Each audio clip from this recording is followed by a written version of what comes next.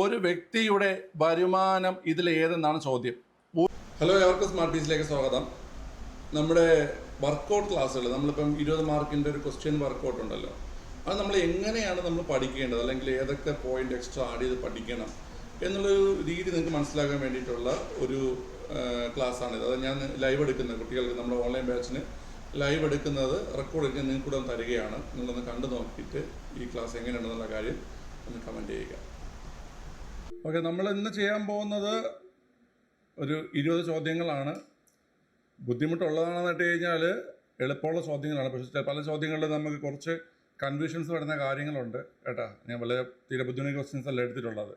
പക്ഷെ ചെയ്ത് നോക്കേണ്ട ഇമ്പോർട്ടൻ്റ് ആയിട്ടുള്ള ക്വസ്റ്റ്യൻസ് ആണ് കേട്ടോ. ഓക്കെ, സ്റ്റാർട്ട് ചെയ്യാമല്ലോ. സ്റ്റാർട്ട് ചെയ്യാവോ? ഓക്കെ, സ്റ്റാർട്ട് ചെയ്യാം. ഉത്തരം കമൻറ്റ് ചെയ്തിട്ട് തമ്പിട്ടാൽ മതി കേട്ടോ. നിങ്ങൾ ഞാൻ പറയുമ്പോൾ മാത്രം നിങ്ങൾ എന്ത് ചെയ്താൽ മതി, ഉത്തരം കമൻറ്റ് ചെയ്താൽ കേട്ടോ.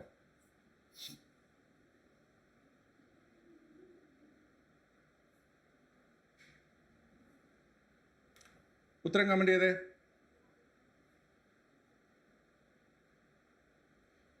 കമൻറ്റ് ചെയ്തേ. എളുപ്പമുള്ളൊരു ചോദ്യമാണ്. ഓക്കെ, അതായത് 1857 വിപ്ലവവുമായി ബന്ധപ്പെട്ട നേതാക്കന്മാരും അവർ വിപ്ലവം നയിച്ച സ്ഥലങ്ങളുമാണ് നൽകിയിരിക്കുന്നത്. ഇവയെ ശരിയായ രീതിയിൽ ക്രമീകരിക്കുക എന്നാണ് ചോദ്യം. നാനാ സാഹിബ് കാൺപൂരാണ്. മൗലവി അഹമ്മദുള്ള എവിടെയാ? ഫൈസാബാദാണ്. കൻവർ സിംഗ് ആരയിലും. ബീഗം ഹസ്രത്ത് മാറിപ്പോയി. ബീഗം ഹസ്രത്ത് മാൽ ലക്നൌവിലുമാണ്. ബീഗം ഹസ്രത്ത് മാൽ ലക്നൌവിലുമാണ്.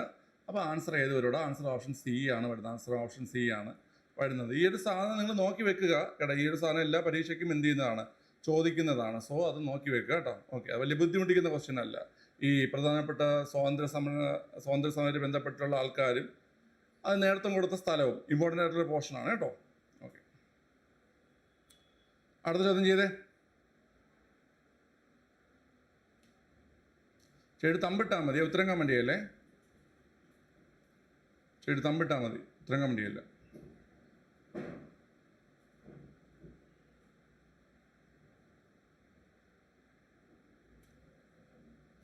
ഇനി ഉത്തരം കമൻറ്റ് ചെയ്തോ. ഈസി ക്വസ്റ്റ്യൻ ആണ്.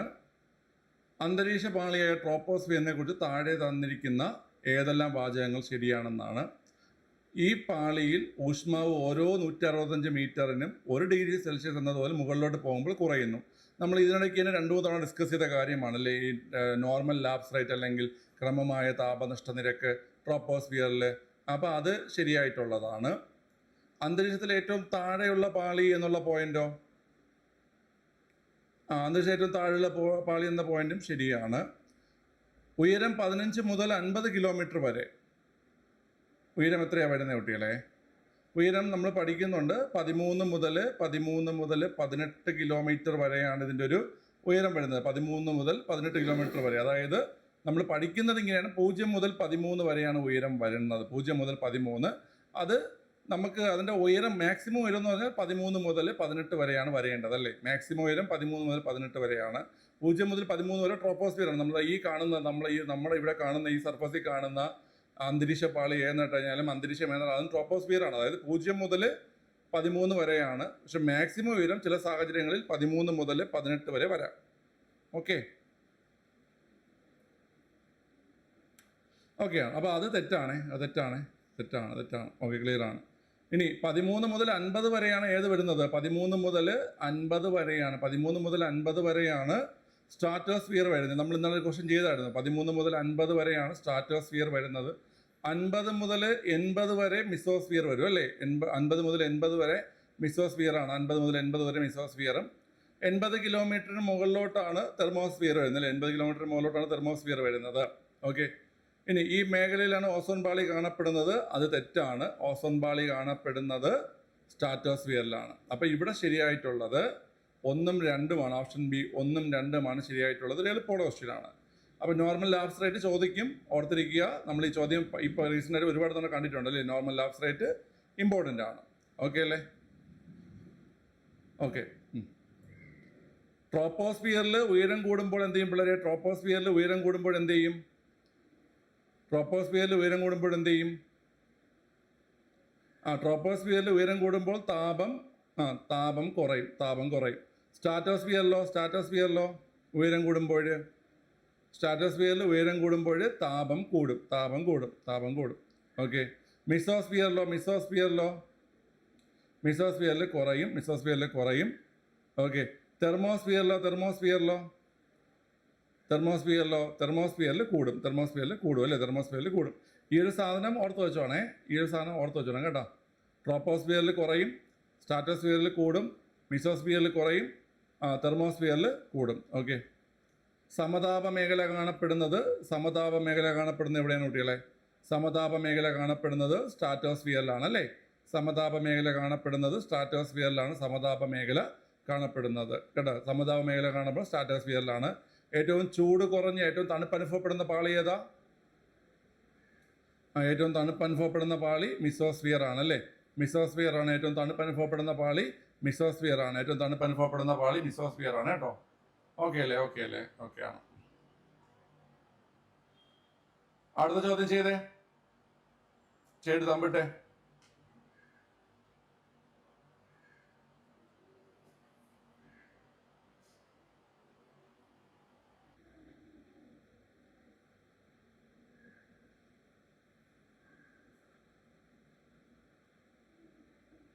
ഉത്തരം കമന്റ് ചെയ്തേ.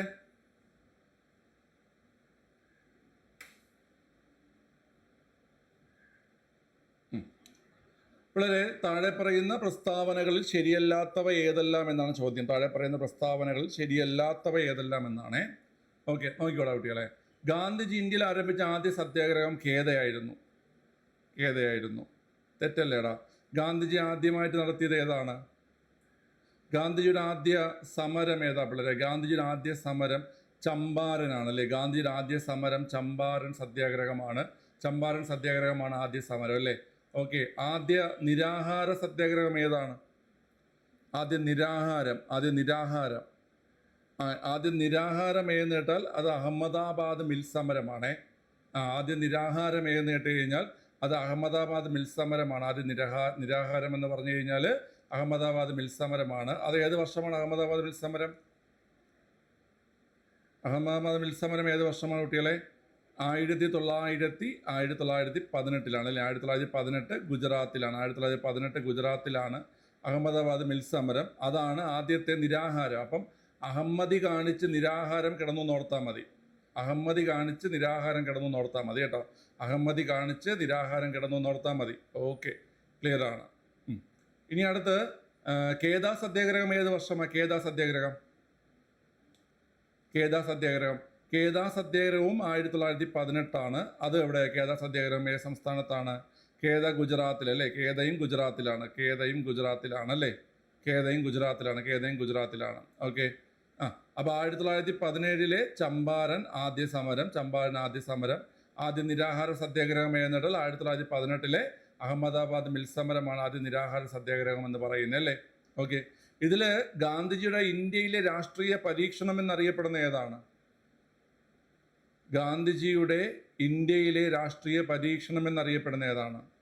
ഇന്ത്യയിലെ രാഷ്ട്രീയ പരീക്ഷണം എന്നറിയപ്പെടുന്നത് ചമ്പാരൻ സത്യാഗ്രഹമാണ്.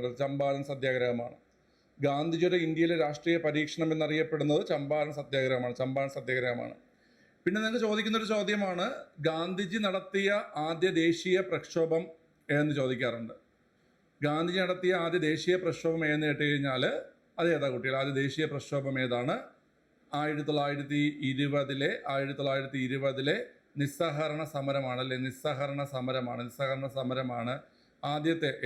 ആദ്യത്തെ ദേശീയ പ്രക്ഷോഭം എന്നിട്ട് നിസ്സഹരണ സമരമാണ്.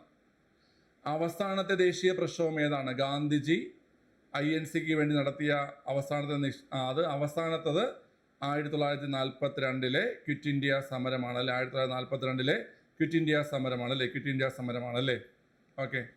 ഞാൻ പറയുന്നു ക്വിറ്റ് ഇന്ത്യ എന്ന് ആദ്യം പറഞ്ഞത് ഗാന്ധിജിയാണ്. ശരിയോ തെറ്റോ? ക്വിറ്റ് ഇന്ത്യ എന്ന് ആദ്യം പറഞ്ഞത് ഗാന്ധിജിയാണ്. ശരിയോ തെറ്റോ? തെറ്റാണ്. ക്വിറ്റ് ഇന്ത്യ എന്ന് പറഞ്ഞത് ആരാ? ക്വിറ്റ് ഇന്ത്യ എന്ന് പറഞ്ഞത് യൂസഫ് മെഹ്റാലിയാണ് അല്ലേ? യൂസഫ് മെഹ്റാലിയാണ് ക്വിറ്റ് ഇന്ത്യ എന്ന് ആദ്യമായി പറഞ്ഞത്? യൂസഫ് മെഹ്റാലിയാണ് കേട്ടോ. യൂസഫ് മെഹ്റാലിയാണ് ക്വിറ്റ് ഇന്ത്യ എന്ന് ആദ്യമായി പറഞ്ഞത്. സൈമൺ ഗോബാക്ക് എന്ന് പറഞ്ഞത് ആരാ? സൈമൺ ഗോബാക്ക് എന്ന മുദ്രാവാക്യം ആദ്യമായി പറഞ്ഞതാരാണ്? സൈമൺ ഗോബാക്ക് എന്ന മുദ്രാവാക്യം. സൈമൺ ഗോബാക്ക് എന്ന മുദ്രാവാക്യം ആദ്യമായി പറഞ്ഞതും യൂസഫ് മെഹ്റാലിയാണ് കേട്ടോ. യൂസഫ് മെഹ്റാലിയാണ്. ഫസ്റ്റ് ക്വസ്റ്റ്യൻ അല്ല, ഇത് രണ്ടാമത്തെയാണെന്ന് തോന്നുന്നു. മൂന്നാമത്തെ ക്വസ്റ്റ്യൻ. മൂന്നാമത്തെ ക്വസ്റ്റ്യൻ. ഓക്കെ. അപ്പോൾ ക്വിറ്റ് ഇന്ത്യ എന്ന് ആദ്യമായി പറഞ്ഞത് യൂസഫ് മെഹ്റാലിയാണ്. അതുപോലെ തന്നെ സൈമൺ ലിങ്ക് വന്നില്ലേ? ഒരു സെക്കൻഡ്. ശരി. സൈമൺ ഗോബാക്ക് എന്ന് ആദ്യമായി പറഞ്ഞതും ക്വിറ്റ് ഇന്ത്യ എന്ന് ആദ്യമായി പറഞ്ഞതും ആരാ കുട്ടികളെ? യൂസഫ് മെഹ്റാലിയാണ്. യൂസഫ് മെഹ്റാലി. ഓക്കെ അല്ലേടാ? ഓക്കെ ആണ്. ശരി. ഇനി ഗാന്ധിജിയുടെ ഏറ്റവും ദുർബലമായ സമരം ഏതാ? ഗാന്ധിജിയുടെ ആദ്യ ദുർബലമായ സമരം വ്യക്തി സത്യാഗ്രഹമാണ് കേട്ടോ. വ്യക്തി സത്യാഗ്രഹമാണ് ഗാന്ധിജിയുടെ ഏറ്റവും ദുർബലമായ സമരം. വ്യക്തി സത്യാഗ്രഹമാണ്. ഗാന്ധിജി ഏത് വർഷമാണ് വ്യക്തി സത്യാഗ്രഹം ആരംഭിച്ചത്? ഗാന്ധിജി വ്യക്തി സത്യാഗ്രഹം ആരംഭിച്ചത് 1940. ഗാന്ധി വ്യക്തി സത്യാഗ്രഹം ആരംഭിച്ചത് 1940. ഗാന്ധിജിയുടെ വ്യക്തി സത്യാഗ്രഹത്തിലെ ആദ്യത്തെ ഭടൻ ആരാണ്? ഗാന്ധിജിയുടെ വ്യക്തി സത്യാഗ്രഹത്തിലെ ആദ്യത്തെ ഭടൻ ആചാര്യ ബിനോബ ഭാവയാണ് അല്ലേ? ആചാര്യ ബിനോബ ഭാവയാണ് ഗാന്ധിജിയുടെ വ്യക്തി സത്യാഗ്രഹത്തിലെ ആദ്യത്തെ ഭടൻ. ആചാര്യ ബിനോബ ഭാവയാണ്. രണ്ടാമത്തെ ഭടൻ ആരാ? ഗാന്ധിജിയുടെ വ്യക്തി സത്യാഗ്രഹത്തിലെ രണ്ടാമത്തെ ഭടൻ ആരാണ് കുട്ടികളെ? ജവഹർലാൽ നെഹ്റുവാണ്. കേരളത്തിലെ ഭടൻ ആരാണ്? വ്യക്തി സത്യാഗ്രഹത്തിലെ കേരളത്തിലെ ഭടൻ കെ കേളപ്പനാണ് അല്ലേ? വ്യക്തി സത്യാഗ്രഹത്തിലെ കേരളത്തിലെ ഭടൻ ആരെന്ന് കേട്ട് കഴിഞ്ഞാൽ കെ കേളപ്പനാണ്. ഓക്കെ, ക്ലിയർ ആണ്. സോ ഇത്രയും ക്ലിയർ അല്ലേ കുട്ടികളെ? മനസ്സിലായില്ല? എല്ലാ പോയിന്റും കിട്ടിയല്ലോ. നമുക്ക് സമയം വീണ്ടും പറഞ്ഞ സമയം കളയണ്ടല്ലോ. ഓക്കെ, ക്ലിയർ ആണ്. ശരി, രണ്ടാമത്തെ പോയിന്റ് നോക്കാമേ. 1922 ചൗരി ചൗര സംഭവത്തെ തുടർന്ന് ഗാന്ധിജി നിസ്സഹകരണ പ്രസ്ഥാനം നിർത്തിവെച്ചു. ശരിയല്ലേടാ? ശരിയാണ്. നിസ്സഹകരണ പ്രസ്ഥാനം അദ്ദേഹം എന്ത് ചെയ്തു? നിർത്തിവെച്ചു അല്ലേ? ഈ ചൗരി ചൗര ഏത് സംസ്ഥാനത്താണോ? ചൗരി ചൗര ലെഫ്റ്റ് ആയിട്ട് കയറിക്കോ. ചൗരി ചൗര ഉത്തർപ്രദേശിലാണ്. ഈ ചൗരി ചൗര സംഭവം ഉണ്ടായ തീയതി നിങ്ങൾക്കറിയോ? 22 നമുക്കറിയാം. 1922 22 ഫെബ്രുവരി 5 1922 ഫെബ്രുവരി 5 1922 ഫെബ്രുവരി 5 ചൗരി ചൗര സംഭവം ഉണ്ടായത് കേട്ടാ. എന്ന് വെച്ച് കഴിഞ്ഞാൽ ഉത്തർപ്രദേശിലെ ചൗരി ചൗര എന്ന ഗ്രാമത്തിൽ ഒരു പോലീസ് സ്റ്റേഷനിൽ ജനക്കൂട്ടം ആക്രമിക്കുകയും 22 പോലീസുകാർ ചമ്പാരൻ ബീഹാറിലാണ് 22 പോലീസ് സ്റ്റേഷൻ കത്തിക്കുകയും 22 പേര് മരിക്കുകയും ചെയ്തു. ആ സംഭവമാണ് ചൗരി ചൗര സംഭവം എന്ന് പറയുന്നത് കേട്ടോ. ചൗരി ചൗര സംഭവം എന്ന് പറയുന്നത് അതിലുള്ള വിഷമം കാരണമാണ് ഗാന്ധിജി എന്ത് മതിയാക്കുന്നത്? ഗാന്ധിജി നിസ്സഹകരണ പ്രസ്ഥാനം അവസാനിപ്പിക്കുകയും ഏതിൽ കൂടുതൽ ശ്രദ്ധ കൊടുക്കുകയും ചെയ്തു? നിസ്സഹകരണ പ്രസ്ഥാനം അവസാനിപ്പിച്ചിട്ട് ഗാന്ധിജി ഏതിൽ ശ്രദ്ധ കൊടുത്തു? വ്യക്തി സത്യാഗ്രഹത്തിലോ 22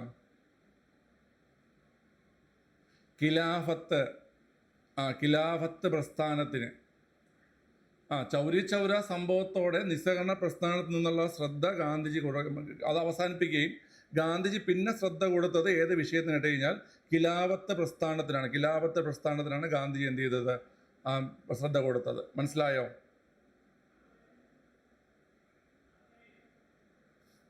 അടുത്ത്, ഗാന്ധിജി ഇന്ത്യയെ പ്രതിനിധീകരിച്ച് 3 വട്ടമേൽ സമ്മേളനങ്ങളിൽ പങ്കെടുത്തു. ശരിയോ തെറ്റോ? തെറ്റാണ്. ഗാന്ധിജി ഒരൊറ്റ വട്ടമേൽ സമ്മേളനത്തിലേ പങ്കെടുത്തിട്ടുള്ളൂ. അത് എത്രാമത്തെ ആണ്ട്? 2ാമത്തെ വട്ടമേൽ സമ്മേളനത്തിലാണ് പങ്കെടുത്തത് അല്ലേ? 2ാമത്തെ വട്ടമേൽ സമ്മേളനത്തിലാണ്. 1931 2ാം വട്ടമേൽ സമ്മേളനത്തിലാണ് ഗാന്ധിജി പങ്കെടുത്തത്. 1931 2ാം വട്ടമേൽ സമ്മേളനത്തിലെ അവിടെ തന്നെ നിങ്ങൾ ഓർത്തിരിക്കേണ്ട ഒരു പോയിന്റ് ഉണ്ട്. 3 വട്ടമേൽ സമ്മേളനങ്ങളിലും പങ്കെടുത്ത 2 പ്രധാനപ്പെട്ട നേതാക്കളുടെ പേര് PSC ചോദിക്കാറുണ്ട്. ബി ആർ അംബേദ്കറും തേജ് ബഹദൂർ സപ്രുവും അല്ലേ? ബി ആർ അംബേദ്കറും തേജ് ബഹദൂർ സപ്രു. രണ്ട് വട്ടമേശ സമ്മേളനത്തിൽ പങ്കെടുത്ത രണ്ട് വ്യക്തികളാണ്, മൂന്ന് വട്ടമേശ സമ്മേളനങ്ങളിൽ പങ്കെടുത്ത രണ്ട് പ്രധാനപ്പെട്ട വ്യക്തികളാണ് B.R. അംബേദ്കറും തേജ് ബഹാദൂർ സപ്രു. ഓക്കെ. ഇനി വേറൊരു കാര്യം ചോദിക്കട്ടെ, വേറൊരു കാര്യം കേട്ടോ. നമ്മൾ ഈ തേജ് ബഹാദൂർ സപ്രുവിൻ്റെ ഒരു കമ്മിറ്റി പഠിക്കുന്നുണ്ട് അല്ലേ? തേജ് ബഹാദൂർ സപ്രു കമ്മിറ്റി. അത് നമ്മൾ എന്തിലാണ് പഠിച്ചേ? സപ്രു കമ്മിറ്റി പഠിച്ചത് എന്തിലാ? സപ്രു കമ്മിറ്റി എന്ത് നമ്മുടെ കോൺസ്റ്റിറ്റ്യൂഷനിൽ ഉൾപ്പെടുത്തിയതാ? ഫണ്ടമെന്റൽ റൈറ്റ്സ് അല്ല. മാർഗനിർദ്ദേശക തത്വങ്ങൾ അല്ലേ? മാർഗനിർദ്ദേശക തത്വങ്ങൾ ഭരണഘടനയിൽ ഉൾപ്പെടുത്തിയത് സപ്രു കമ്മിറ്റിയുടെ നിർദ്ദേശപ്രകാരമാണ്. DPSP മാർഗനിർദ്ദേശക തത്വങ്ങൾ ഭരണഘടനയിൽ ഉൾപ്പെടുത്തിയത് സപ്രു കമ്മിറ്റി നിർദ്ദേശപ്രകാരമാണ്. ഓക്കെ അല്ലേ? അടുത്ത അപ്പോൾ അത് തെറ്റ്, 1-3 തെറ്റ്. അടുത്ത് ഇന്ത്യൻ നാഷണൽ കോൺഗ്രസിൻ്റെ 1920 സമ്മേളനം നടന്ന നാഗ്പൂരിലാണ്, ആണോ? ഇന്ത്യൻ നാഷണൽ കോൺഗ്രസിൻ്റെ സമ്മേളനം നാഗ്പൂരിലായിരുന്നു. ആരായിരുന്നു അധ്യക്ഷൻ ആരായിരുന്നു കുട്ടികളെ? C. വിജയരാഘവാചാര്യ. ആരാ കുട്ടികളെ? C. വിജയരാഘവാചാര്യ ആയിരുന്നു അധ്യക്ഷൻ അല്ലേ? ഓക്കെ. ഇനി ഈ 1920 ഒരു സ്പെഷ്യൽ സമ്മേളനം ഉണ്ടായിരുന്നേ. 1920 സ്പെഷ്യൽ സമ്മേളനം അതെവിടെ വെച്ചിട്ടായിരുന്നു? 1920 കോൺഗ്രസിൻ്റെ സ്പെഷ്യൽ സമ്മേളനം കൊൽക്കത്തയിൽ വെച്ചായിരുന്നു. അധ്യക്ഷനാരാ കൊൽക്കത്ത സമ്മേളനത്തിൽ? ലാല ലജ്പത് റായ് അല്ലേ? ലാല ലജ്പത് റായ് ആയിരുന്നു അധ്യക്ഷൻ. ഓക്കെ. ബാക്കിയുള്ളവർക്ക് ഇമ്പോസ് ചെയ്ത് കാണിക്കാൻ പറ. ലാല ലജ്പത് റായ് കേട്ടോ. അപ്പോൾ 1920 സ്പെഷ്യൽ സമ്മേളനം കൊൽക്കത്തയിലായിരുന്നു. അധ്യക്ഷനാരാണ്? ലാല ലജ്പത് റായ് ആണേ. ഓക്കെ, ക്ലിയർ ആണ്. ലെഫ്റ്റ് ആയിക്കോ. ചെയ്തേടാ.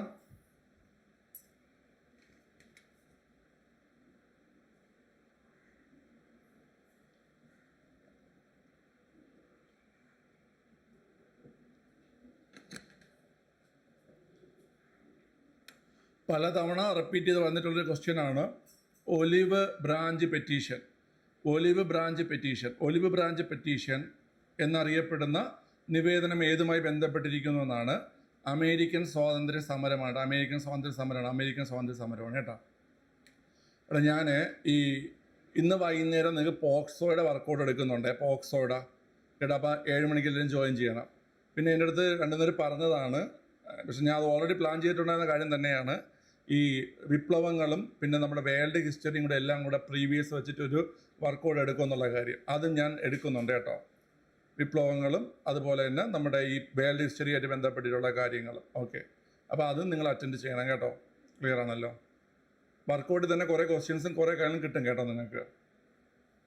ഓക്കെ, ക്ലിയർ ആണ്. അപ്പോൾ ഈ ഒലിവ് ബ്രാഞ്ച് 5 ഇയർ പ്ലാനോ അത് എക്കണോമിക്സ് വർക്കൗട്ട് വരുമോ? എക്കണോമിക്സിൻ്റെ വർക്കൗട്ടിൽ നമ്മൾ നാളെ എക്കണോമിക്സ് എടുക്കുന്നുണ്ട്, അപ്പോൾ അതിൽ വരും.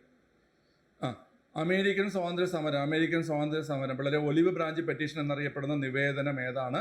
അമേരിക്കൻ സ്വാതന്ത്ര്യ സമരമായിട്ട് ബന്ധപ്പെട്ടത്. ഇന്നത്തെ ദിവസം ജൂലൈ 4 അല്ലേ? ഇന്നൊരു പ്രത്യേകതയുണ്ട്. എന്താ പ്രത്യേകത? ജൂലൈ 4 പ്രത്യേകത എന്താ? ഇന്ന് അമേരിക്കൻ സ്വാതന്ത്ര്യ ദിനമാണ്. ജൂലൈ 4 കേട്ടോ. അമേരിക്കൻ സ്വാതന്ത്ര്യ ദിനമാണ്. എന്നാണ് അമേരിക്കൻ സ്വാതന്ത്ര്യ പ്രഖ്യാപനം നടന്ന തീയതി ഏതാ അറിയോ? ആർക്കെങ്കിലും? അമേരിക്കൻ സ്വാതന്ത്ര്യ പ്രഖ്യാപനം 1776 ജൂലൈ 4. ഇത് നിങ്ങൾക്ക് ചോദിക്കുന്നൊരു ഡേറ്റ് ആണ്. 1776 ജൂലൈ 4 അമേരിക്കൻ സ്വാതന്ത്ര്യ പ്രഖ്യാപനം ഉണ്ടായത്. അതുകൊണ്ട് ജൂലൈ 4 അമേരിക്കയിലെ സ്വാതന്ത്ര്യ ദിനമായിട്ട് ആചരിക്കുന്നത്. അടുത്ത ചോദ്യം നല്ലൊരു ചോദ്യമാണ്. ചെയ്തിട്ട് തമ്പിട്ടാൽ മതി, ഉത്തരം കമൻറ്റ് ചെയ്യണ്ടേ. തമ്പിട്ടാൽ മതി എല്ലാവരും.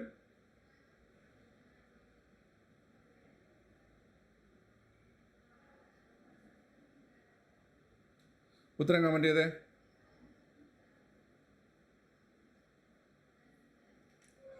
പിള്ളേരെ എന്താ ചോദ്യം? മൺസൂൺ വനങ്ങൾ അല്ലേ? മൺസൂൺ വനങ്ങൾ എന്നറിയപ്പെടുന്ന ഇന്ത്യയിൽ ഏറ്റവും വ്യാപകമായി കാണപ്പെടുന്ന വനങ്ങൾ ഏതാ കുട്ടികളെ? ഉഷ്ണമേഖല ഇലപൊഴിയും വനങ്ങളാണല്ലേ? വനങ്ങളാണ് മൺസൂൺ വനങ്ങൾ അല്ലേ?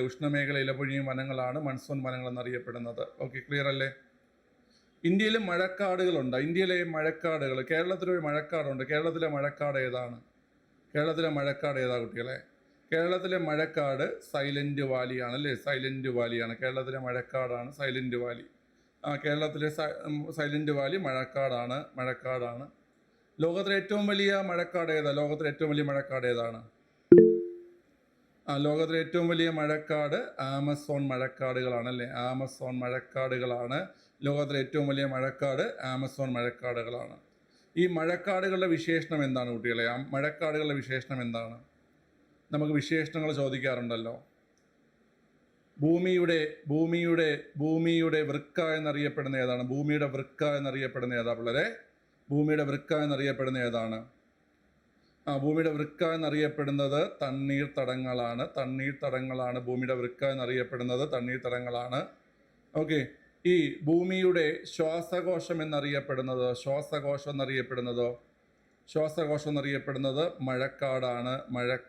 മഴക്കാടാണ്. ഭൂമിയുടെ അരിപ്പ എന്നറിയപ്പെടുന്നതോ കണ്ടൽ കാടുകളാണ് അല്ലേ? കണ്ടൽ കാടുകളാണ് അരിപ്പ എന്നറിയപ്പെടുന്നത്. അപ്പം തണ്ണി അടിച്ചാൽ വൃക്ക പോകുമെന്ന് ഓർക്കുക. മഴ നനഞ്ഞാൽ ശ്വാസം മുട്ട് വരുമെന്ന് ഓർക്കുക. മഴ നനഞ്ഞാൽ ജലദോഷം വന്ന് ശ്വാസം മുട്ടെന്ന് ഓർക്കുക. അപ്പോൾ അത് ഓർക്കാൻ പറ്റും. കണത്തിൽ വെച്ചോണ്ട് വൃക്ക തണ്ണീർത്തടം, ശ്വാസകോശം മഴക്കാട്, അരിപ്പ കണ്ടൽക്കാടാണ് കേട്ടോ. ഓക്കെ. ഇനി ഭൂമിയുടെ ശ്വാസകോശം എന്നറിയപ്പെടുന്ന മഴക്കാട് എന്ന് ചോദിച്ചാൽ നിങ്ങൾ പറയേണ്ടത് ഏതാണ് കുട്ടികളെ?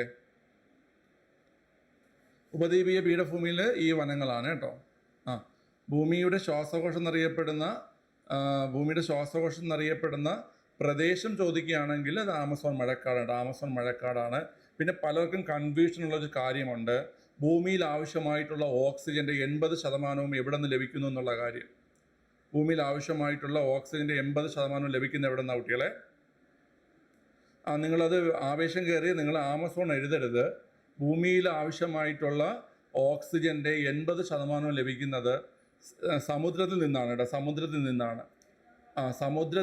സമുദ്ര സസ്യങ്ങളിൽ നിന്നും അതിൽ നിന്ന് കാണപ്പെടുന്ന പായലുകൾ അങ്ങനെയുള്ള സസ്യങ്ങളിൽ നിന്നും പ്ലവങ്ങളിൽ നിന്നൊക്കെയാണ് നമുക്ക് ഓക്സിജൻ്റെ ഏറിയ പങ്ക് ലഭിക്കുന്നത് കേട്ടോ. മനസ്സിലായോ? നിങ്ങൾ ആവേശം കയറിയിട്ട് ആമസോൺ എഴുതിയാൽ തെറ്റും കേട്ടോ. അപ്പം നമ്മുടെ ഭൂമിയിലെ ആവശ്യത്തിനുള്ള ഓക്സിജൻ്റെ 80% ലഭിക്കുന്നത് എവിടെ നിന്ന് കേട്ട് കഴിഞ്ഞാൽ എവിടെ നിന്നാണ് കുട്ടികളെ? എവിടെ നിന്നാണ്? അത് സമുദ്രത്തിൽ നിന്നാണ് കേട്ടോ. സമുദ്രത്തിൽ നിന്നാണ്. ഓക്കെ. സമുദ്ര പ്ലവകങ്ങൾ അതുപോലെ തന്നെ സമുദ്ര സസ്യങ്ങൾ എന്നിവയിൽ നിന്നൊക്കെയാണ് കേട്ടോ.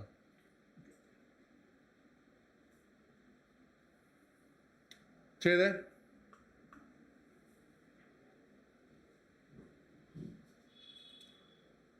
ബംഗാളിലും ആസാമിലും വൈകുന്നേരങ്ങളിൽ രൂപപ്പെടുന്ന ശക്തമായ ഇടിമിന്നലോട് കൂടിയ കൊടുങ്കാറ്റിൻ്റെ പേര്?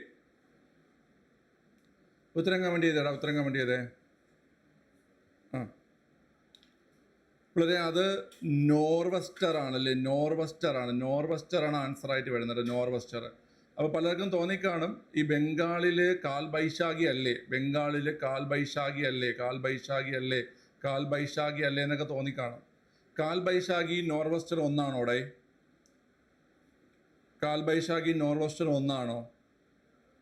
യെസ്, കാൽബൈശാഖിയും നോർവെസ്റ്ററും ഒന്നാണ്.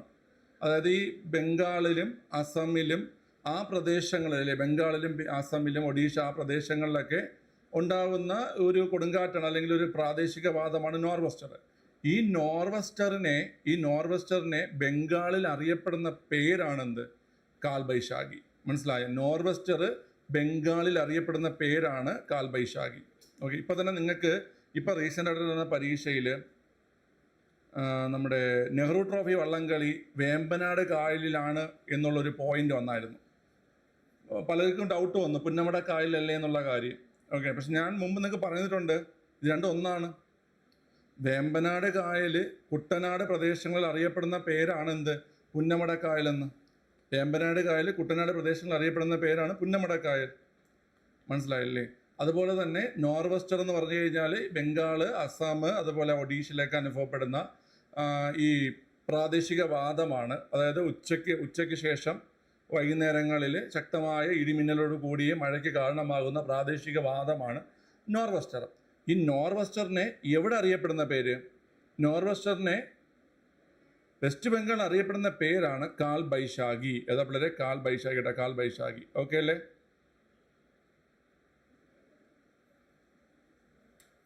ഓക്കെ, ക്ലിയർ ആണ്. ആ പോയിന്റ് ഓർത്തോണം, അത് ഇമ്പോർട്ടൻറ്റ് പോയിന്റ് ആണ് കേട്ടോ.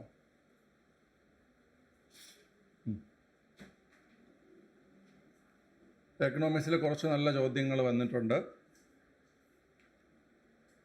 ആസ്തികളിൽ ഏറ്റവും ലിക്വിഡായ രൂപം ഏതാണ്? ആസ്തികളിൽ ഏറ്റവും ലിക്വിഡായ രൂപം ഏതാണ്? ഈസി ക്വസ്റ്റ്യൻ ആണ്. നമ്മളവിടെ നിന്ന് ഓവർ തിങ്ക് ചെയ്ത് കൊളാക്കാതിരുന്നാൽ ഈസി ക്വസ്റ്റ്യൻ ആണ്. നമ്മുടെ ആസ്തികളിൽ ഏറ്റവും ലിക്വിഡായ രൂപം ഏതെന്ന് ഇട്ട് കഴിഞ്ഞാൽ അത് ഒരു ഡൗട്ടും വേണ്ട, പണമാണല്ലേ. പണം. ആസ്തികളിൽ ഏറ്റവും ലിക്വിഡായിട്ടുള്ള രൂപം ഏതെന്ന് ഇട്ട് കഴിഞ്ഞാൽ അത് പണമാണ് കേട്ടോ. പണം. ഓക്കെ. അമൃത എടുത്ത് പോകണ്ടെന്ന് പറയാം. ഞങ്ങൾ അതുവഴിയല്ലേ പോകണത്. നീ വേണ്ടല്ലോ അങ്ങോട്ട്. അവിടുത്തെ പറഞ്ഞിട്ട് വെയിറ്റ് ചെയ്യാൻ പറയാം കേട്ടോ. ഒരുമിച്ച് വന്ന് പറയാം. അപ്പോൾ ആസ്തികളിൽ ഏറ്റവും ലിക്വിഡായ രൂപം ഏതാണ് കുട്ടികളെ? പണമാണ് കേട്ടോ. പണം. Okay, clear. അടുത്ത ചോദ്യം ചെയ്തേ.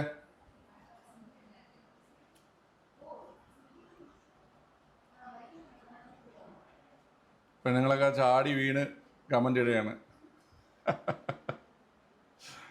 ഞങ്ങൾക്ക് സാലറി ഒന്നും ഇല്ലല്ലോ, പിന്നെ എങ്ങനെ ദേശീയ വരുമാനത്തിലേക്ക് വരുമെന്നൊക്കെ എനിക്ക് ആലോചിക്കുന്നത്. ഓക്കെ. ഇന്ത്യയുടെ ദേശീയ വരുമാനം കണക്കാക്കുമ്പോൾ ഒഴിവാക്കുന്നത് എന്തിനെന്ന് കേട്ട് കഴിഞ്ഞാൽ വീട്ടമ്മമാരുടെ സേവനമാണ് കേട്ടോ. വീട്ടമ്മമാരുടെ സേവനമാണ് ഒഴിവാക്കുന്നത്. വീട്ടമ്മമാരുടെ സേവനമാണ് എന്ത് ചെയ്യുന്ന കുട്ടികളെ ഒഴിവാക്കുന്നത്. മനസ്സിലായ? വേണ്ട, നിങ്ങളുടെ സേവനം ദേശീയ വരുമാനത്തിന് വേണ്ട. ക്ലിയർ ആണല്ലോ. നിങ്ങൾക്ക് ശമ്പളം ഇല്ലാത്ത വിഷമം ഉണ്ടാടെ? കൃഷ്ണേന്തോ അടുക്കള കണ്ടിട്ടുണ്ടോ? നീ ഇരുന്ന് കണ്ണീരിട്ട് കാണിക്കാൻ. അടുക്കള വീടിൻ്റെ ഏത് ഭാഗത്ത് നിനക്കറിയോ? അതിൻ്റെ ഇടയിൽ കൂടെ കാണുന്നത് വിചാരിച്ചോട്ടെ ആ കുട്ടി അടുക്കളയിൽ കിടന്നങ്ങ് കഷ്ടപ്പെടണമെന്ന്. അതിൻ്റെ ഇടയിൽ കൂടെ അങ്ങ് തള്ളി കയറ്റി വെക്കുക. ഓക്കെ. ഫുഡ് കഴിക്കാറുണ്ടാവോ? ക്ലിയർ ആണ്. അപ്പോൾ പിള്ളേരെ, വീട്ടമ്മമാരുടെ സേവനം ദേശീയ വരുമാനം കണക്കാക്കുമ്പോൾ ഒഴിവാക്കുന്നുണ്ട് കേട്ടോ. ക്ലിയർ ആണല്ലോ. ശരി പിള്ളേരെ, ഈ പാവ അമ്മമാർക്ക് അച്ഛന്മാരുടെ സ്നേഹം കിട്ടുന്നില്ലേ? കിട്ടുന്നുണ്ട്. ഓക്കെ.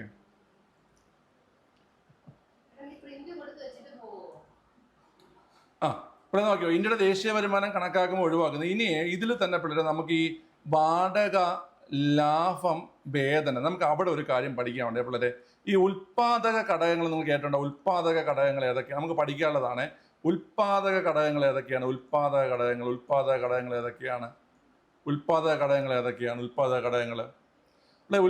ഘടകങ്ങൾ ഒന്ന് ഭൂമി അല്ലേ? ഉൽപാദക ഘടകങ്ങൾ ഒന്ന് ഭൂമി. പിന്നെ മൂലധനം. പിന്നെ ഏതുണ്ട് പിള്ളേരെ? ഭൂമി, മൂലധനം, തൊഴില്. പിന്നെ ഏതുണ്ട് പിള്ളേരെ? സംഘാടനം അല്ലേ? സംഘാടനം. ഉൽപാദക ഘടകങ്ങൾ ഏതൊക്കെയെന്ന് കേട്ട് കഴിഞ്ഞാൽ ഭൂമി, മൂലധനം, തൊഴില്, സംഘാടനം, ഇതൊക്കെയാണ് ഉൽപാദക ഘടകങ്ങൾ.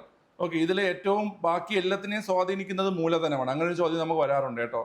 ബാക്കിയുള്ള ഉൽപാദക ഘടകങ്ങളെ സ്വാധീനിക്കുന്നത് ഏതെന്ന് കേട്ട് കഴിഞ്ഞാൽ മൂലധനമാണ് കേട്ടോ. മൂലധനം ഉണ്ടെങ്കിൽ മാത്രമല്ലേ നമുക്ക് ഭൂമി ആയാലും തൊഴിലായാലും സംഘടനയായാലും എല്ലാം നടക്കത്തുള്ളൂ. മൂലധനം വേണം.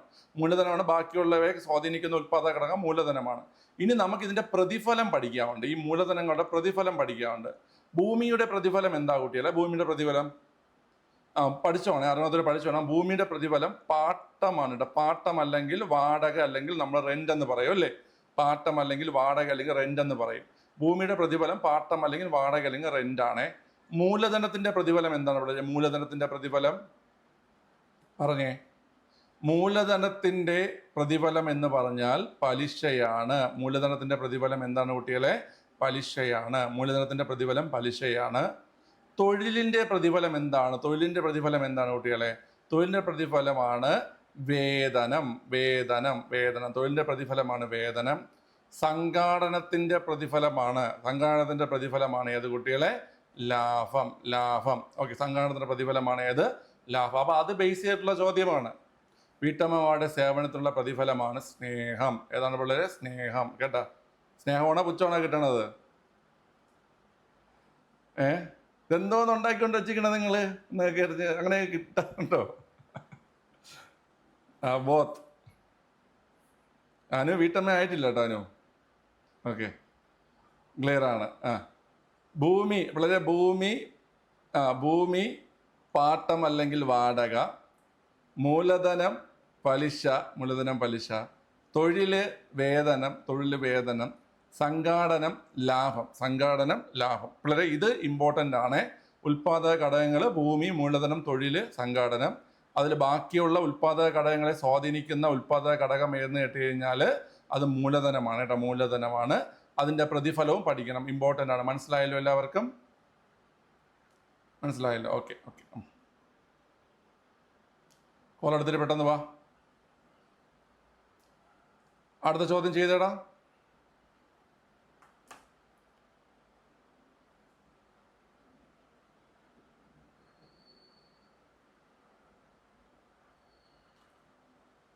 ബ്ലർ ഇല്ലല്ലോടാ, നെറ്റ്വർക്ക് ഓക്കെ ആണല്ലോ.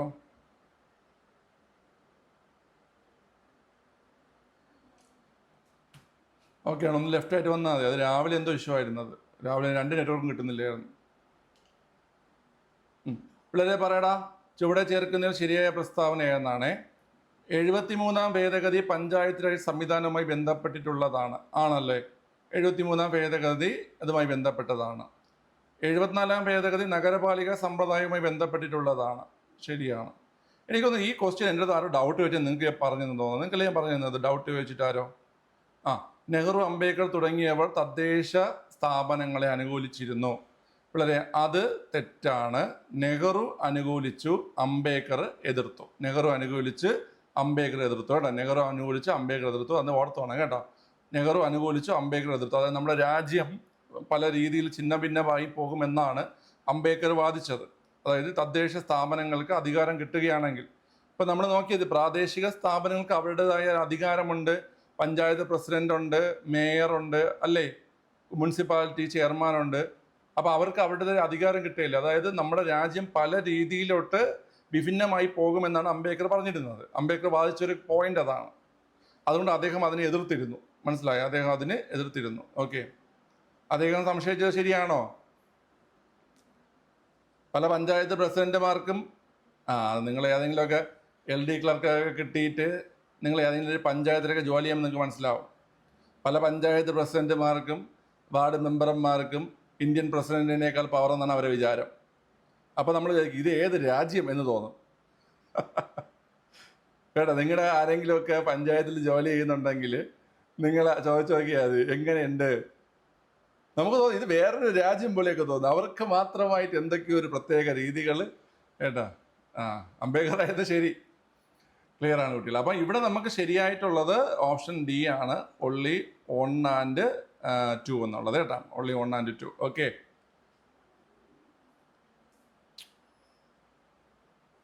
പോയാൽ വലിയ ബോസാണ്.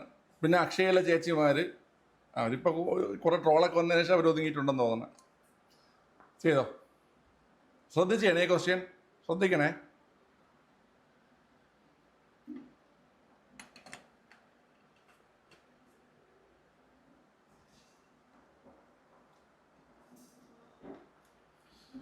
എഴുപത്തിമൂന്നാം ഭരണഘടനാ ഭേദഗതിയുമായി ബന്ധപ്പെട്ട് ശരിയായ പ്രസ്താവന എന്നാണ്? ത്രിതല ഭരണ സമ്പ്രദായം പ്രാദേശിക തലത്തിൽ പ്രദാനം ചെയ്യുന്നു. ശരിയാണ്. ജില്ലാ പഞ്ചായത്താണ് മേൽഘടകം, അല്ലേ? ജില്ലാ പഞ്ചായത്തിന് ഏറ്റവും മുകളിൽ, അതിൻ്റെ താഴെ ബ്ലോക്ക് പഞ്ചായത്ത്, അതിൻ്റെ താഴെ ഗ്രാമപഞ്ചായത്ത്. അതും ശരിയാണ്. എല്ലാ സംസ്ഥാനങ്ങളിലും ത്രിതല തദ്ദേശീയ ഭരണ സംവിധാനം അത്യന്താപേക്ഷിതമാണ്. ഇത് ഞാൻ നിങ്ങൾക്ക് പറഞ്ഞു തന്നിട്ടുണ്ട്. നമുക്ക് എല്ലാ സംസ്ഥാനങ്ങളിലും വേണോ? ചെറിയ സംസ്ഥാനങ്ങളിൽ 2 ഘടകങ്ങൾ ഉണ്ടായാലും മതി, അല്ലേ? ചെറിയ സംസ്ഥാനങ്ങളിൽ 2 ഘടകങ്ങൾ ഉണ്ടായാലും മതി. ചെറിയ സംസ്ഥാനങ്ങളിൽ 2 ഘടകങ്ങൾ ഉണ്ടായാലും മതി, അല്ലേ കുട്ടികളെ? ഓക്കെ. അപ്പം അതായത് നമ്മുടെ ഗ്രാമപഞ്ചായത്തും ജില്ലാ പഞ്ചായത്തും ബ്ലോക്ക് പഞ്ചായത്ത് ചെറിയ സംസ്ഥാനങ്ങളിലേക്കും കുഴപ്പമില്ല, ചെറിയ സംസ്ഥാനങ്ങളിൽ ഏതിലേക്കും കുഴപ്പമില്ല, ബ്ലോക്ക് പഞ്ചായത്ത് ജില്ലയിലും കുഴപ്പമില്ല. അപ്പം നിർബന്ധമല്ല. അപ്പം ഓപ്ഷൻ നമുക്ക് ഏത് വരടാ? ഓപ്ഷൻ A ആണ്, only 1 and 2. ഓക്കെ. ഈ ചോദ്യം ശ്രദ്ധിച്ച് വായിച്ച് ചെയ്യണേ. ശ്രദ്ധിക്കണം കേട്ടോ, ശ്രദ്ധിക്കണേ.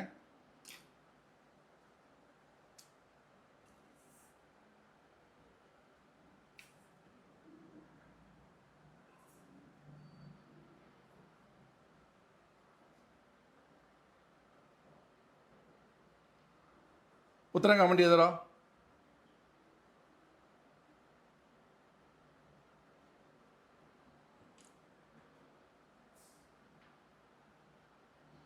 ഈ ചോദ്യം വളരെയധികം ശ്രദ്ധിക്കേണ്ടതുണ്ട് പിള്ളേരെ. നോക്കിയേ, തദ്ദേശ ഭരണ സ്ഥാപനങ്ങളിൽ സ്ത്രീകൾക്ക് 50% സീറ്റുകൾ സംവരണം ചെയ്തിരിക്കുന്നു.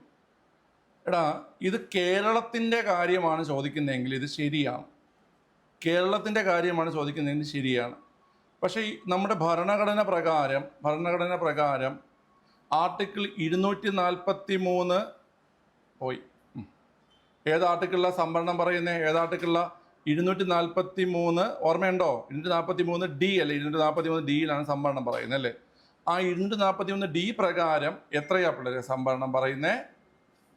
243D പ്രകാരം 33% സംവരണമാണ് പറയുന്നത് കേട്ടോ. 33% സംവരണമാണ് പറയുന്നത്. പക്ഷേ നമ്മുടെ കേരളത്തിൽ എത്ര ശതമാനമാണ് കുട്ടികൾ? കേരളത്തിൽ എത്ര ശതമാനമാണ്? കേരളത്തിൽ 50%.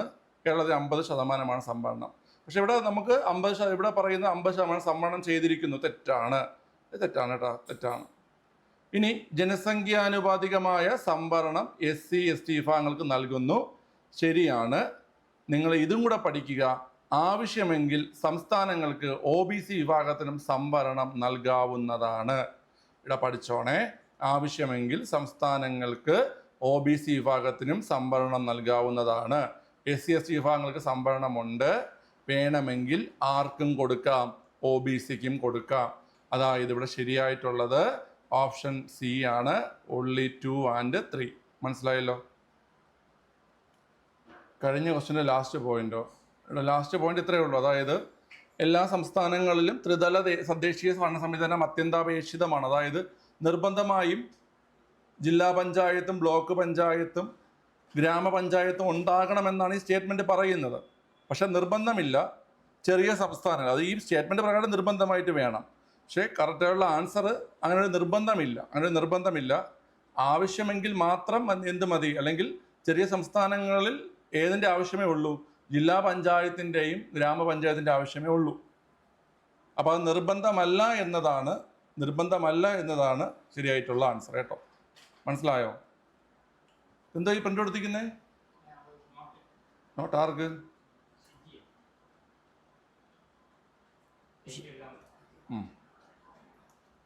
ചെയ്തേ ചോദ്യം അല്ല അടുത്ത ചോദ്യം. ചെയ്ത് തമ്പിട്ടാൽ മതി. കമൻറ്റ് ചെയ്യണ്ട. കമൻറ്റ് ചെയ്യുമ്പോഴായിരിക്കും ചിലപ്പം തെറ്റൊക്കെ ചോദിച്ചുകൊണ്ടിരിക്കുന്ന ആൾക്കാർ ശരിയാക്കുന്നത്.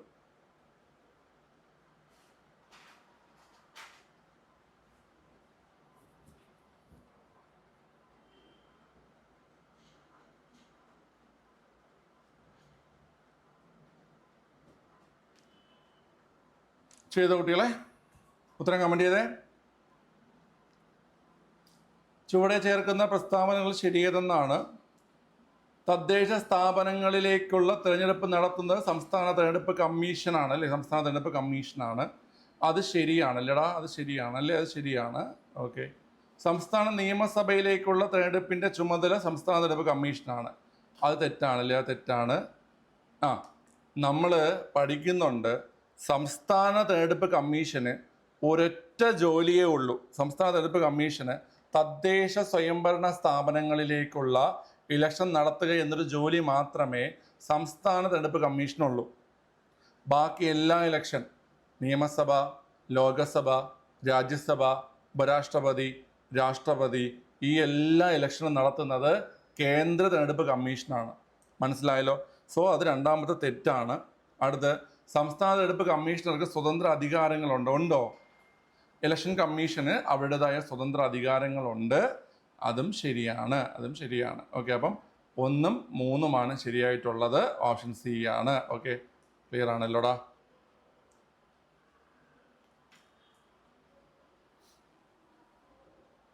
സെൻട്രലും ഉണ്ട്. അതായത് ഇലക്ഷൻ കമ്മീഷൻ ഒരു സ്വതന്ത്ര സംവിധാനമാണ്. ഇലക്ഷൻ കമ്മീഷന് അവരുടേതായിട്ടുള്ള അധികാരങ്ങൾ, ദേശീയ ഇലക്ഷൻ കമ്മീഷനായാലും ശരി തന്നെ, സംസ്ഥാന ഇലക്ഷൻ കമ്മീഷനായാലും ശരി തന്നെ, അവർക്ക് രണ്ടുപേർക്കും സ്വതന്ത്ര അധികാരങ്ങളുണ്ട്. ഓക്കെ, ചെയ്തോളൂ.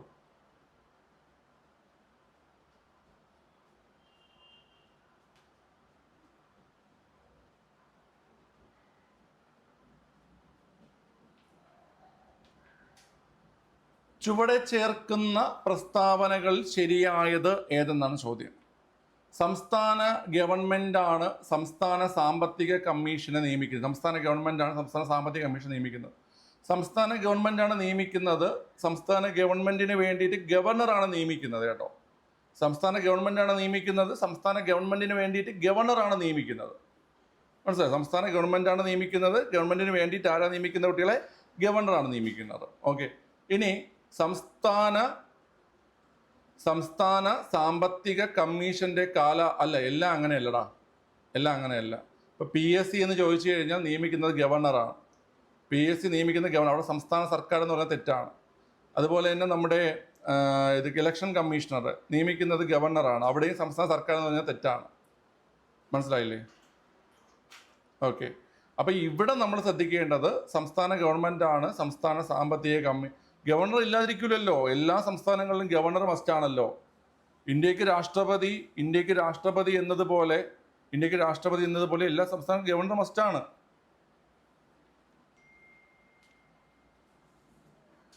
അതായത് ഈ ചോദ്യത്തിൽ ഗവർണറാണ് ആൻസർ ആയിട്ട് വരേണ്ടത്. ഗവർണർ ഇല്ലെങ്കിൽ നിങ്ങൾ സംസ്ഥാന ഗവൺമെൻറ് എടുക്കുക.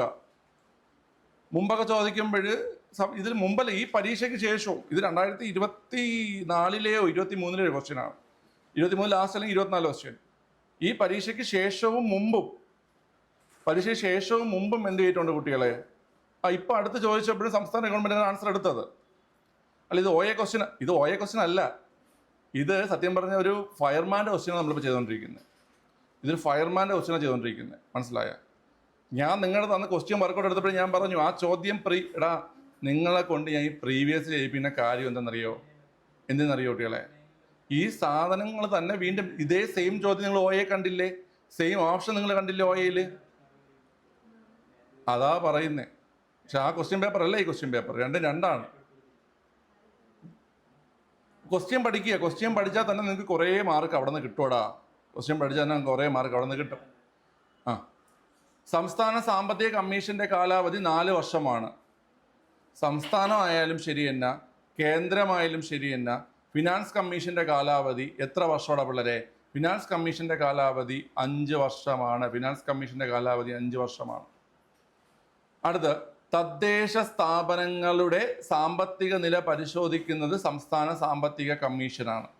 നമ്മൾ പഠിച്ചേ, സംസ്ഥാന സാമ്പത്തിക കമ്മീഷൻ്റെ പ്രധാനപ്പെട്ട ജോലി എന്ന് പറഞ്ഞു കഴിഞ്ഞാൽ തദ്ദേശ സ്ഥാപനങ്ങളുടെ സാമ്പത്തിക നില പരിശോധിക്കുക എന്നതാണ്. അതുകൊണ്ട് ഇവിടെ ആൻസർ വരുന്നത് ഓപ്ഷൻ D ആണ്. only 1 and 3. ഓക്കെ. അടുത്ത്, ചുവടെ ചേർക്കുന്നതിൽ ശരിയായ പ്രസ്താവന എന്ന് ചെയ്തേടാ. ശ്രദ്ധിച്ച് ചെയ്യണേ. ഈ ക്വസ്റ്റ്യനിൽ ഒരു കോൺട്രവേഴ്സി കിടന്ന് കറങ്ങുന്നുണ്ട്. ഓക്കെ.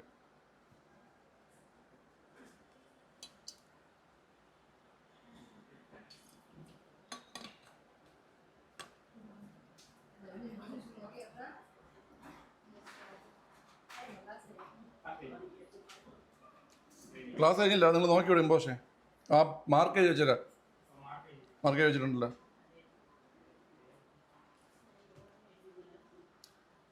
നിന്റെ കുഴപ്പം ഞാൻ മാറ്റി തരാം കേട്ടോ. ഞാൻ നാളെ കയറട്ടെ കേട്ടോ. ഇത്ര പറഞ്ഞാൽ മനസ്സിലാവില്ലേ? പരീക്ഷ മാറ്റി വെച്ച പരീക്ഷ തന്നെ ഇത്. ഓക്കെ, ചെയ്തേടാ.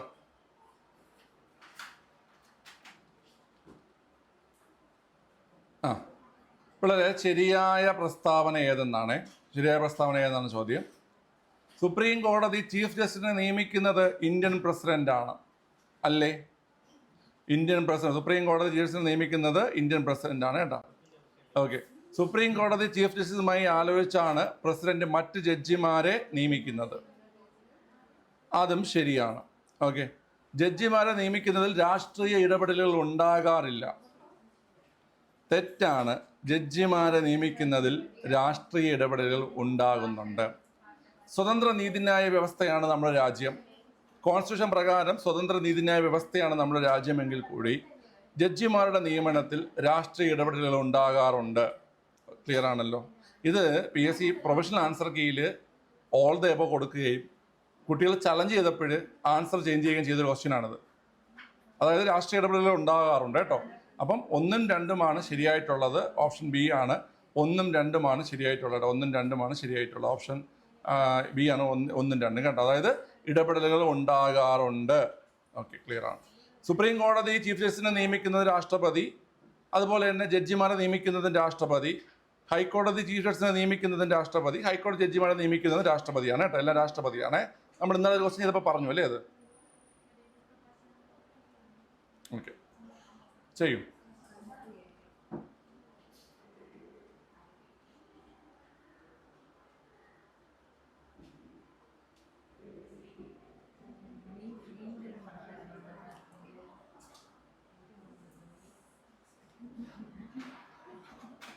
ജഡ്ജിമാരെ പുറത്താക്കുന്നതുമായി ബന്ധപ്പെട്ട് ശരിയായ പ്രസ്താവന എന്നാണ് ചോദ്യം. സുപ്രീം കോടതിയിലെയും ഹൈക്കോടതിയിലെയും ജഡ്ജിമാരെ പുറത്താക്കുന്നത് തെളിയിക്കപ്പെട്ട സ്വഭാവദൂഷ്യത്തിൻ്റെ അടിസ്ഥാനത്തിലാണ്. ശരിയാണ്, തെളിയിക്കപ്പെട്ട സ്വഭാവദൂഷ്യത്തിൻ്റെ അടിസ്ഥാനത്തിലാണ് ജഡ്ജിമാരെ പുറത്താക്കുന്നത്. ഓക്കെ, ലോകസഭയിലെയും രാജ്യസഭയിലെയും കേവല ഭൂരിപക്ഷമല്ല വേണ്ടത് പ്രത്യേക ഭൂരിപക്ഷമാണ്. ലോകസഭയുടെയും രാജ്യസഭയുടെയും സ്പെഷ്യൽ മെജോറിറ്റി, 2/3 പ്രത്യേക ഭൂരിപക്ഷം. ഓക്കെ, അതാണ് വേണ്ടത്. അപ്പം 1 3 ആൻസർ. 1 3 ആൻസർ. Only 1 and 3. പഠിച്ചില്ലേ നമ്മൾ? ഈ സാധനം നമ്മൾ പഠിച്ചിട്ടില്ലേ? ഉണ്ട്. ക്ലിയർ ആണ്. നമ്മൾ വെറുതെ വേറെ ക്വസ്റ്റ്യൻ ചെയ്തപ്പോൾ തന്നെയാണ് പഠിച്ചത്. ഞാൻ പറയില്ലേ, ക്വസ്റ്റ്യൻ ഇങ്ങനെ കിടന്ന് കറങ്ങോടാം. നമ്മളിപ്പം സുപ്രീം കോടതി ജഡ്ജിമാരെന്നും പറഞ്ഞുകൊണ്ട് ആ തുടക്കം മുതൽ അവസാനം വരെ പഠിക്കാനിട്ട് കാര്യമില്ല. ഏതാണോ ചോദിക്കുന്നത് ആ ഭാഗം നന്നായിട്ട് മനസ്സിലാക്കിയിരിക്കുക. വേറൊരു ക്വസ്റ്റ്യൻ കാണുമ്പോൾ ആ ഭാഗം പഠിക്കുക. അതാണ് ബെറ്റർ ആയിട്ടുള്ളൊരു കാര്യം. ക്വസ്റ്റ്യനിലൂടെ പഠിക്കുക, അതാണ് ഏറ്റവും ബെറ്റർ ആയിട്ടുള്ള കാര്യം. ഓക്കെ ആണേ. അടുത്ത ചോദ്യം ചെയ്തടാ.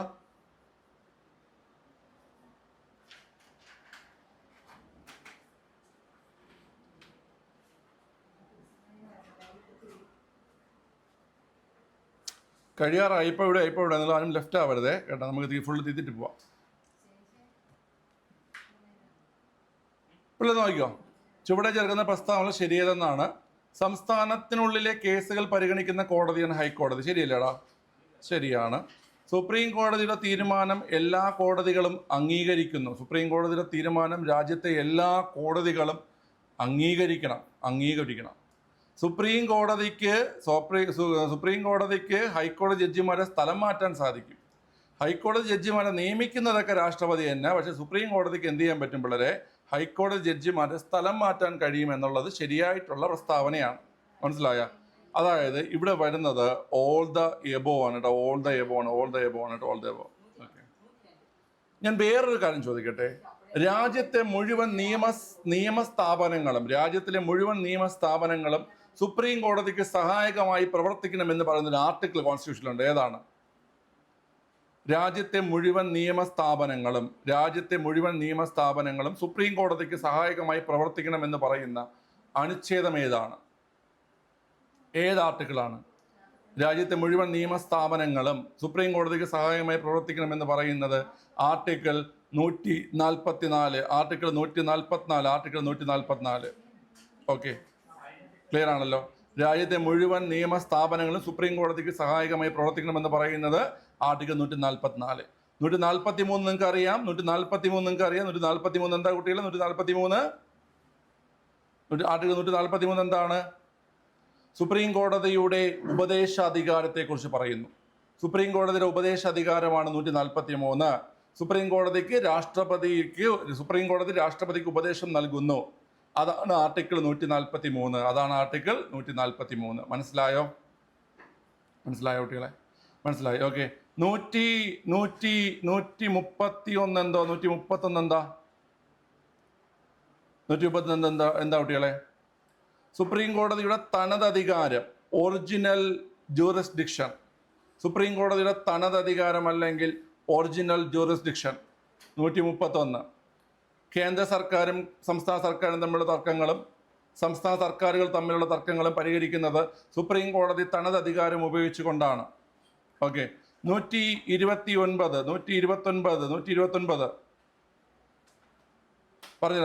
പറഞ്ഞുതരാം. 129 സുപ്രീം കോടതി ഒരു കോർട്ട് ഓഫ് റെക്കോർഡാണെന്ന് പറയുന്നു. സുപ്രീം കോടതിയിലെ എല്ലാ പ്രസ്താവനകളും, എല്ലാ വിധികളും, എല്ലാ ഉത്തരവുകളും അവിടെ എന്ത് ചെയ്യുന്നുണ്ട്? റെക്കോർഡ് ചെയ്യപ്പെടുന്നുണ്ട്, അല്ലെങ്കിൽ സൂക്ഷിക്കുന്നുണ്ട്. അതാണ് സുപ്രീം കോടതി ഒരു കോർട്ട് ഓഫ് റെക്കോർഡാണെന്ന് പറയുന്നു. അത് രാജ്യത്തെ എല്ലാ കോടതികളും അംഗീകരിക്കുകയും വേണം. സുപ്രീം കോടതിയുടെ വിധികളും സുപ്രീം കോടതിയുടെ ഉത്തരവുകളും സുപ്രീം കോടതിയുടെ പ്രസ്താവനകളും എല്ലാ കോടതിയിലും അംഗീകരിക്കുകയും വേണം. ഓക്കെ, 4 ഇമ്പോർട്ടൻ്റ് ആയിട്ടുള്ള ആർട്ടിക്കിളാണ് പറഞ്ഞത്. 144 എന്ന് പറഞ്ഞാൽ രാജ്യത്തെ മുഴുവൻ നിയമ സ്ഥാപനങ്ങളും, രാജ്യത്തെ ജുഡീഷ്യറിയുമായി ബന്ധപ്പെട്ടിട്ടുള്ള എല്ലാ സ്ഥാപനങ്ങളും സുപ്രീം കോടതിക്ക് സഹായകമായി പ്രവർത്തിക്കണം. രാജ്യത്തെ എല്ലാ സ്ഥാപനങ്ങളും സുപ്രീം കോടതിക്ക്, നിയമസ്ഥാപനങ്ങളും സുപ്രീം കോടതിക്ക് സഹായകമായി പ്രവർത്തിക്കണം. 144. 143 സുപ്രീം കോടതിക്ക് രാഷ്ട്രപതിക്ക് ഉപദേശം നൽകാനുള്ള അധികാരമുണ്ട്. സുപ്രീം കോടതിയുടെ ഉപദേശ അധികാരമാണ് 143. സുപ്രീം കോടതിയുടെ ഉപദേശ അധികാരം 143. 131 സുപ്രീം കോടതിയുടെ തനതധികാരം, സുപ്രീം കോടതിയുടെ തനതധികാരം അല്ലെങ്കിൽ സുപ്രീം കോടതിയുടെ ഒറിജിനൽ ജൂറിസ്ഡിക്ഷൻ. കേന്ദ്ര സർക്കാരും സംസ്ഥാന സർക്കാരും തമ്മിലുള്ള തർക്കങ്ങളിൽ തനതധികാരം പ്രയോഗിക്കുന്നു. സംസ്ഥാന സർക്കാരുകൾ തമ്മിലുള്ള തർക്കങ്ങളിൽ തനതധികാരം പ്രയോഗിക്കുന്നു. ഓക്കെ അല്ലടാ? 129 കോർട്ട് ഓഫ് റെക്കോർഡ്. 129 സുപ്രീം കോടതി ഒരു കോർട്ട് ഓഫ് റെക്കോർഡാണെന്ന് പറയുന്നു. ക്ലിയർ അല്ലേ? വേറെയുണ്ട്, വേറെ വേണമെങ്കിൽ നിങ്ങൾക്ക് പറഞ്ഞുതരാം. 132, 133, 134 സുപ്രീം കോടതിയുടെ അപ്പീൽ അധികാരം. സുപ്രീം കോടതിയുടെ അപ്പീൽ അധികാരമാണ് 132, 133, 134. അത് അധികം ചോദിക്കാറില്ല, എന്നാലും ഓർത്ത് വെച്ചോ. 132, 133, 134 സുപ്രീം കോടതിയുടെ അപ്പീൽ അധികാരം. ഓക്കെ, അടുത്ത ചോദ്യം ചെയ്തേടാ. കിട്ടിയല്ലോ എല്ലാ പോയിന്റും കിട്ടിയോ? എല്ലാ പോയിന്റും കിട്ടി. ഓക്കെ,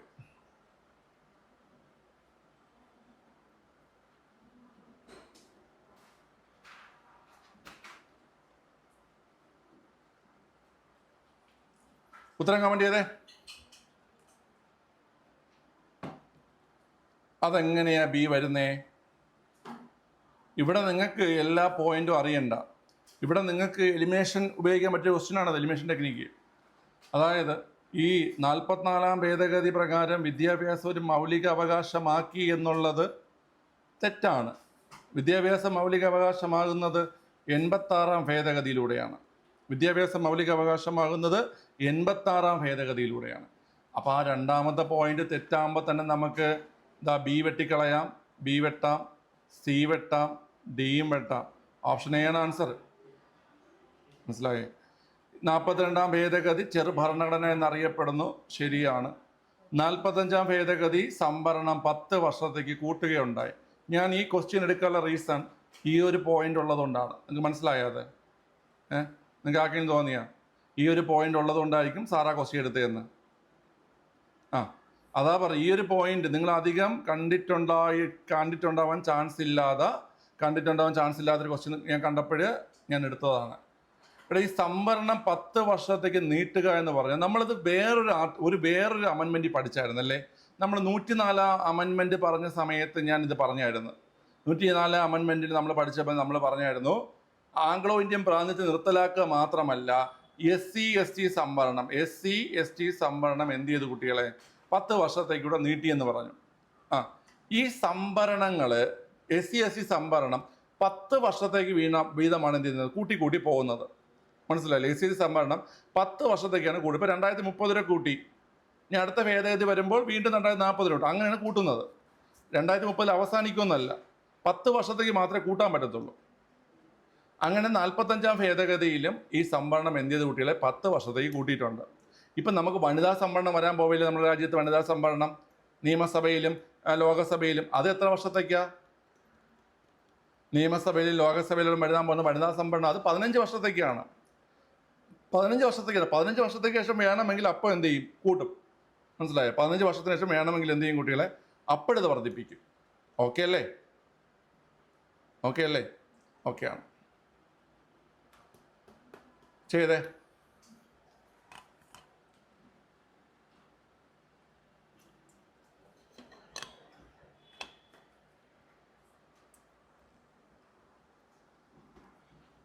കേരളത്തിലെ മന്ത്രിമാരും അവരുടെ വകുപ്പുമായി ബന്ധപ്പെട്ട ശരിയായ പ്രസ്താവന എന്നാണ് ചോദ്യം.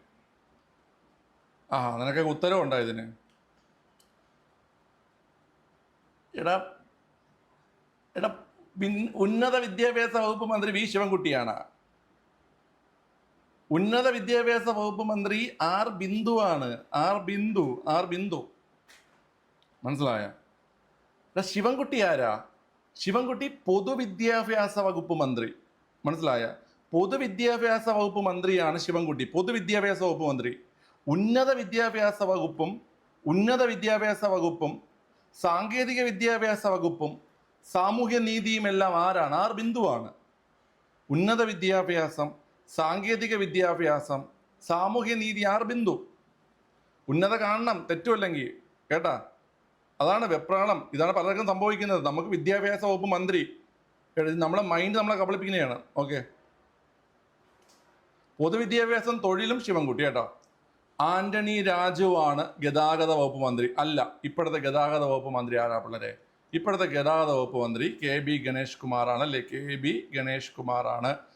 ഗണേഷ് കുമാറാണ് ഇപ്പോഴത്തെ ഗതാഗത വകുപ്പ് മന്ത്രി. ഓക്കെ, AK ശശീന്ദ്രനാണ് വനം വകുപ്പ് മന്ത്രി അല്ലേ? AK ശശീന്ദ്രൻ വനം വകുപ്പ് മന്ത്രി അല്ലേ? AK ശശീന്ദ്രൻ വനം വകുപ്പ് മന്ത്രിയാണ്, അത് ശരിയാണ്. ഓക്കെ, അപ്പൊ ഇവിടെ നമുക്ക് ഉത്തരം ഏത് മാത്രമേ ഉള്ളൂ? only 3 മാത്രമേ ഉള്ളൂ. അപ്പൊ അങ്ങനെ ഒരു ഓപ്ഷൻ ഇല്ല. പക്ഷെ ക്വസ്റ്റ്യൻ പേപ്പർ വന്ന സമയത്ത് ഏതായിരുന്നു ആൻസർ എന്നറിയാമോ? ക്വസ്റ്റ്യൻ പേപ്പർ വന്ന സമയത്ത് ഇതായിരുന്നു കേട്ടോ, ഓപ്ഷൻ ബി ആയിരുന്നു. കാര്യം എന്ന് വെച്ച് കഴിഞ്ഞാൽ ക്വസ്റ്റ്യൻ പേപ്പർ വന്ന സമയത്ത് ആന്റണി രാജു ആയിരുന്നു ഗതാഗത വകുപ്പ് മന്ത്രി കേട്ടോ. അതിനുശേഷം മറ്റേ മന്ത്രിസഭാ പുനഃസംഘടന വന്നതിന് ശേഷമാണ് എന്ത് ചെയ്ത് കുട്ടികളെ ഇത് മാറിയത് കേട്ടോ. അടുത്ത ചോദ്യം ചെയ്തേടാ.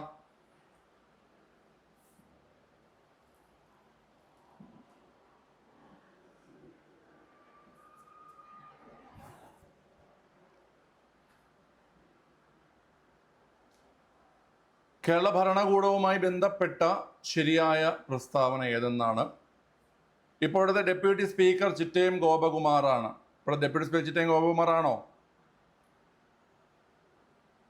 ഇപ്പോഴത്തെ ഡെപ്യൂട്ടി സ്പീക്കർ ചിറ്റയം ഗോപകുമാർ ശരിയാണ്. 21 അംഗ മന്ത്രിസഭയാണ് ഇപ്പോഴുള്ളത് അല്ലേ? നമ്മുടെ കേരളത്തിൽ പരമാവധി എത്ര മന്ത്രിമാരെ പറ്റത്തുള്ളൂ? കേരളത്തിൽ പരമാവധി 21 മന്ത്രിമാരിലേ പറ്റത്തുള്ളൂ. കാരണം നമുക്കറിയാം 15% 140 MLA-മാരുണ്ടല്ലേ, 140 MLA-മാരാണ് കേരളത്തിൽ ഉള്ളത്. അതിൻ്റെ 15% എന്ന് പറയുമ്പോൾ 140-ൻ്റെ 10% എന്ന് പറഞ്ഞാൽ 14, 5% വെച്ചാൽ 7, രണ്ടുകൂടെ കൂട്ടുമ്പോൾ 21 15%. അതായത് കേരളത്തിൽ പരമാവധി 21 അംഗ മന്ത്രിസഭയെ പറ്റത്തുള്ളൂ. അപ്പോൾ ഇപ്പോൾ ഉള്ളത് 21 അംഗ മന്ത്രിസഭ തന്നെയാണ് കേട്ടോ. അടുത്ത് സ്പീക്കർ AN ഷംസീറിൻ്റെ തിരഞ്ഞെടുപ്പ് മണ്ഡലം തലശ്ശേരിയാണ്. സ്പീക്കറിൻ്റെ മണ്ഡലം തലശ്ശേരിയില്ലേ? തലശ്ശേരിയാണ്. ഓക്കെ, തലശ്ശേരിയാണ്. അപ്പോൾ 1, 2, 3 എബോ, ഓൾ ദ എബോ ആണ് കേട്ടോ. ഓൾ ദ എബോ ആണ് ആൻസർ. 1, 2 and 3. ഓക്കെ, ലാസ്റ്റ് ചോദ്യം. ഈ ചോദ്യം ചെയ്തിട്ട് നമ്മൾ വൈൻഡ് അപ്പ് ചെയ്യും കേട്ടോ. ലാസ്റ്റ് ചോദ്യം ചെയ്തോ പിള്ളേരെ.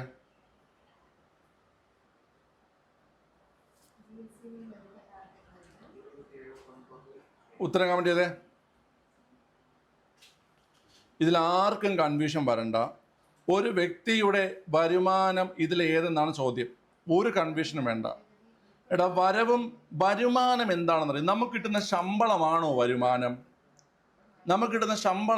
വരുമാനം? അല്ല.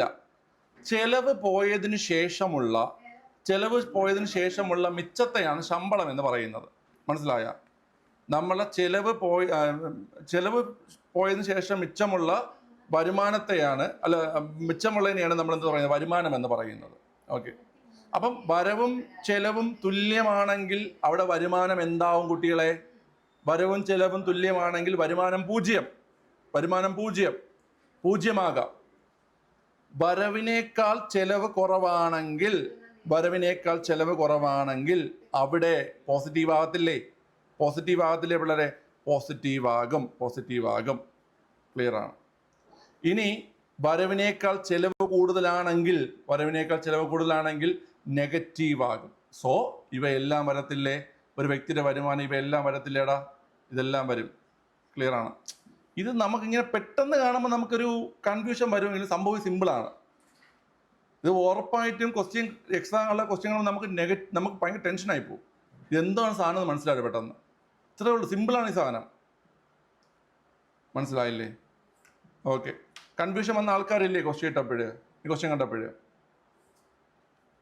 അതാ പറഞ്ഞത്. ഇപ്പം മനസ്സിലായല്ലോ എന്താണ് ഉദ്ദേശിക്കുന്നത് എന്നുള്ളത്. വരുമാനം ശമ്പളമല്ല, ചെലവ് കഴിഞ്ഞതിന് ശേഷം നമ്മുടെ കയ്യിൽ ബാക്കിയുള്ളതാണ് എന്തെന്ന് പറയുന്ന കുട്ടികളെ വരുമാനം എന്ന് പറയുന്നത് കേട്ടോ. ഓക്കെ, നിങ്ങളിപ്പോൾ സർക്കാർ ജോലിക്കാരൊക്കെ ആയി കഴിയുമ്പം നിങ്ങളുടെ വരുമാനം ഞാൻ പറയാം. ആദ്യകാലങ്ങളിൽ ഇതായിരിക്കും നിങ്ങളുടെ വരുമാനം, മനസ്സിലായില്ലേ? പിന്നെ ഏതായി മാറുമെന്നറിയാവോ നിങ്ങളുടെ വരുമാനം? പിന്നെ നിങ്ങളുടെ വരുമാനം ഇതിലേതായി മാറും? ഇതാ നോക്കിയിരിക്കത്തേ ഉള്ളൂ. പിന്നെ ഇതായി മാറും. കാരണം ജോലി കിട്ടുമ്പോൾ ഒരു വീടങ്ങ് വെച്ചളയാം, ഒരു കാറങ്ങ് വെച്ചളയാം, മനസ്സിലായില്ലേ?